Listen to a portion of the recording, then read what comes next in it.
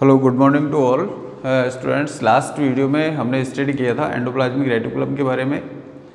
इसके अलावा राइबोसोम के बारे में, जो दोनों ही साइटोप्लाज्म में मिलने वाली लिविंग स्ट्रक्चर्स हैं और डिफरेंट फंक्शन के लिए रेस्पॉन्सिबल है।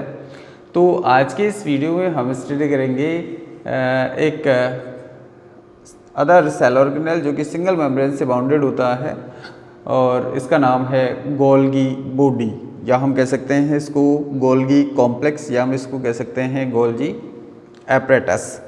तो स्टूडेंट्स, इसमें जो गोल्जी वर्ड आया है ये एक साइंटिस्ट के नाम पर है। कैमिलो गोल्जी एक साइंटिस्ट थे और उन्होंने 1898 में एक ओवल मीन्स उल्लू की नर्व सेल में इस कैमिलो गोल्जी की स्ट्रक्चर को देखा था और ये कैमिलो गोल्जी के नाम पर ही इस स्ट्रक्चर का नाम गोल्गी कॉम्प्लेक्स या गोल्जी बॉडी रखा गया है। तो इसकी अगर हम पोजीशन देखें ये कहाँ कहाँ प्रेजेंट है, तो हम यहाँ पर देख सकते हैं कि गोल्गी बॉडी फॉर्म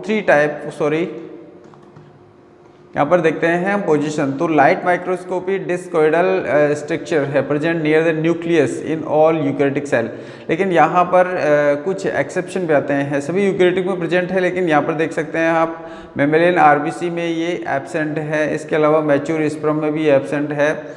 इसके अलावा प्रोकैरियोटिक में भी एब्सेंट है। स्टूडेंट, प्रोकैरियोटिक में तो आपको सोचने की ज़रूरत ही नहीं है, क्योंकि प्रोकैरियोटिक में तो मेम्ब्रेन बाउंडेड सेल ऑर्गेनेल सभी के सभी एब्सेंट होते हैं। कोई सेल ऑर्गेनेल ऐसा नहीं प्रेजेंट होता है उसमें जो कि मेम्ब्रेन बाउंडेड हो। जैसे लाइसोसोम है तो मेम्ब्रेन लेस है, तो ribosome cell organelle membrane less होता है, तो वो प्रोकैरियोटिक सेल में भी प्रेजेंट होता है और यूकैरियोटिक में भी, दोनों टाइप की सेल्स में ये प्रेजेंट होता है। तो स्टूडेंट्स, यहाँ पर हमने देखा it was discovered by Camillo Golgi. Camillo Golgi ने 1898 में एक ब्लैक रिएक्शन, एक मेथड है ब्लैक रिएक्शन स्टूडेंट, एक मेथड है। ये आगे इसमें कैमिलो गोल्जी के बारे में उसकी लाइफ साइकिल दे रखी है, वहाँ पर हम आगे स्टडी करेंगे। तो इन्होंने नर्व सेल में एक स्टेन यूज़ किया था और उस स्टेन का नाम था सिल्वर नाइट्रेट। तो सिल्वर नाइट्रेट से जो स्टेन हुआ उनको ऑब्जर्व, यानी कि जो नर्व सेल थी उनके ऑब्जर्वेशन में हेल्प मिली। तो सिल्वर नाइट्रेट का जो यूज़ किया, इन्हीं को हम डार्कनेस बनी और उसके कारण इसको ब्लैक रिएक्शन कहते हैं। तो इसका स्ट्रक्चर अगर देखें तो गोल्गी एपरेटस तीन चीज़ों से मिलकर के बना होता है। फर्स्ट इज सिस्टर्नी सेक्स, जो कि हमने एंडोप्लाज्मिक रेटिकुलम में भी स्टडी किए थे। इसके अलावा दूसरा आता है इसमें वैक्यूल्स और तीसरा आता है वेसिकल्स। तो स्टूडेंट्स, यहाँ पर हम देख सकते हैं कि एंडोप्लाज्मिक रेटिकुलम के कंपैरिजन में इसमें यहाँ पर वैक्यूल्स है, लेकिन वहाँ पर क्या थी, वहाँ पर ट्यूब्यूल्स थी। तो स्टूडेंट्स, अगर एक्चुअल कंडीशन में देखा जाए तो जो गोल्गी एपरेटस है या जो गोल्जी बॉडी है, इसका जो फॉर्मेशन होता है वो रफ एंडोप्लाज्मिक रेटिकुलम से होता है और उसकी सरफेस से धीरे धीरे जो राइबोसोम्स हैं वो हटने लग जाते हैं। तो इसके अलावा इसकी स्ट्रक्चर में देखें, यहाँ पर इसके स्ट्रक्चर में देखें तो इसमें बहुत सारे स्टैक्स हैं यहाँ पर ट्यूब्यूल्स लाइक स्ट्रक्चर के, या जो सिस्टर्नी है, इन सिस्टर्नी के स्टैक्स का मतलब ढेरी, एक ढेरी के समान स्ट्रक्चर दिख रहा है आपको ये।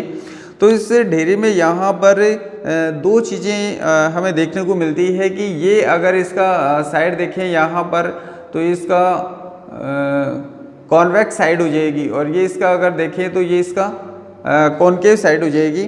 तो इसमें अगर जो कॉन्वेक्स साइड है इसमें सिस फेस इसको बोलते हैं सिस फेस, और जो कॉन्वेक्स साइड है उसको बोलते हैं ट्रांस फेस।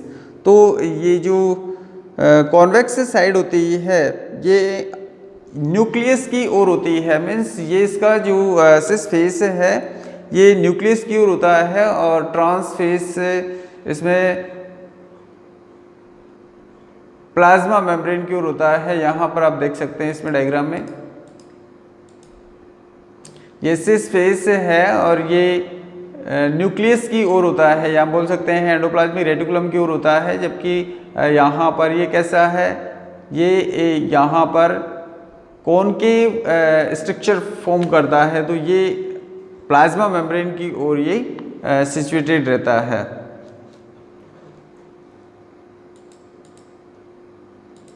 इसके अलावा इसके अंदर जो सिस्टर्नी है ये सिक्रेशन का काम करते हैं, और इन्हीं सिस्टर्नी से कुछ वेसिकल्स फॉर्म होती है, जो फ्लूइड स्ट्रक्चर होती है उनको बोलते हैं वेसिकल्स, जो कि एक ट्रांसपोर्टेशन के लिए रेस्पॉन्सिबल होती है, ट्रांसपोर्टेशन में हेल्प करती है। इसके अलावा सिक्रेशन भी करती है।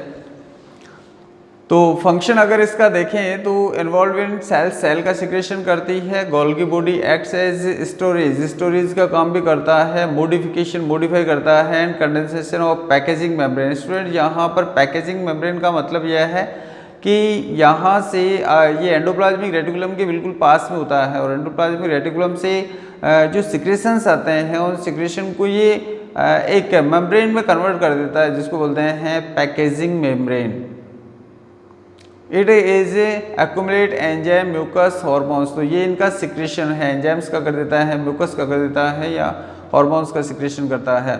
It forms acrosome. स्टूडेंट्स ये आपके हायर क्लासों के लिए एक बहुत अच्छा क्वेश्चन है। एक्रोसोम में ह्यूमन स्पर्म, या हम बोल सकते हैं कि स्पर्म के ऊपर एक कैप लाइक स्ट्रक्चर होती है, जिसमें बहुत सारे एंजाइम्स प्रेजेंट होते हैं, और इसके अंदर ऐसे एंजाइम्स होते हैं कि वो जो एग होता है, एग की मेम्ब्रेन को वो गला सकते हैं। तो ये कैपेसिटी किस में होती है? केवल एक्रोसोम में होती है। तो एक्रोसोम का जो फॉर्मेशन होता है वो किससे होता है? वो गोल्गी बॉडी से होता है। इसके अलावा participates in the formation of lysosome. Lysosome का निर्माण भी गोल्गी एपरेटस ही करता है। It is said the biosynthesis of polysaccharide. Polysaccharide ये सुगर्स होती है, तो सुगर्स का फॉर्मेशन होता है। इसमें ग्लाइकोलिपिड और ग्लाइकोप्रोटीन दोनों टाइप की जो है वो सिंथेसिस भी होता है यहाँ पर पॉलीसेकेराइड के साथ साथ में। It is said the biosynthesis of glycoprotein and glycolipid by glycosylation. देखो ग्लाइकोसाइलेशन दे रखा है इसमें, यहाँ पर एक एडिशन दे रखा है। एडिशन किसका है? पॉलीसेकेराइड। पॉलीसेकेराइड क्या होती है? शुगर होती है। तो इस शुगर के साथ में प्रोटीन और लिपिड अगर अटैच होते हैं तो इस प्रोसेस को हम कहते हैं ग्लाइकोसाइलेशन। तो ग्लाइकोसाइलेशन में गोल्गी बॉडी हेल्प करता है। इसके अलावा हम देखें तो carry to cisternae of Golgi body by transition vesicles in Golgi body. These materials are packed into secretory vesicle. यानी कि ये एंडोप्लाज्मिक रेटिकुलम का जो सिक्रेशन आता है, प्रोटीन मटेरियल्स होते हैं उसके अंदर, तो वो एक पैकेज हो जाते हैं, एक मेम्ब्रेन के अंदर कन्वर्ट हो जाते हैं, जिनको बोलते हैं secretory vesicle. Transported there required site, और यहाँ से उनको अपनी रिक्वायर के अकॉर्डिंग उनको पहुँचा दिया जाता है। नेक्स्ट सेल ऑर्गेनल आता है लाइसोसोम। तो स्टूडेंट्स गोल्गी बॉडी में आपको डायग्राम बनाना है और इसकी डिटेल लिखनी है। पोजीशन देखें लाइसोसोम की। स्टूडेंट लाइसोसोम को अगर हम देखें तो डाइजेशन, ये डाइजेशन का काम करता है। सोमा का मतलब बॉडी, यानी कि ऐसी स्ट्रक्चर जो कि डाइजेशन के लिए रेस्पॉन्सिबल होती है। तो लाइसोसोम भी एक ऐसा ही सेल ऑर्गेनल है। ये एक single membrane bounded cell organelle होता है, और इसके अंदर बहुत सारे डाइजेस्टिव एंजाइम्स होते हैं। तो ये सेल के अंदर डाइजेशन का काम करता है। तो these are electron microscopic vesicular structure found in cytoplasm in all the eukaryotes animal cell except mammalian RBC। These are also found in protozoans, some fungi and some plant cell. तो सब में ये present है। Structure देखिए तो lysosome has outer single limited membrane and inner highly heterogeneous granular matrix form. तो एक single membrane होती है, इसके अंदर एक मैट्रिक्स भरा हुआ रहता है, और उस मैट्रिक्स में बहुत सारे डाइजेस्टिव एंजाइम्स प्रेजेंट होते हैं सिंथेसाइज्ड बाय RER। यानी कि इसकी जो डाइजेस्टिव एंजाइम होते हैं उनको सिंथेसिस कौन करता है? Rough endoplasmic reticulum called acid हाइड्रोलेजेज। यानी कि ये जो एंजाइम्स होते हैं ये एसिडिक होते हैं। हाइड्रोलेजेज का मतलब होता है जल अपघटनीय। ऑपरेटिंग एट 5 pH, यानी कि एसिडिक मीडियम के ऊपर फंक्शन करते हैं। Lysosome are involve intracellular digestion, cell में डाइजेशन का काम करता है। इसके अलावा ये इसके कुछ अलग अलग वर्ड्स दे रखे हैं, इसमें हेट्रोफैगी दे रखा है जिसको विषम भक्षता कहते हैं।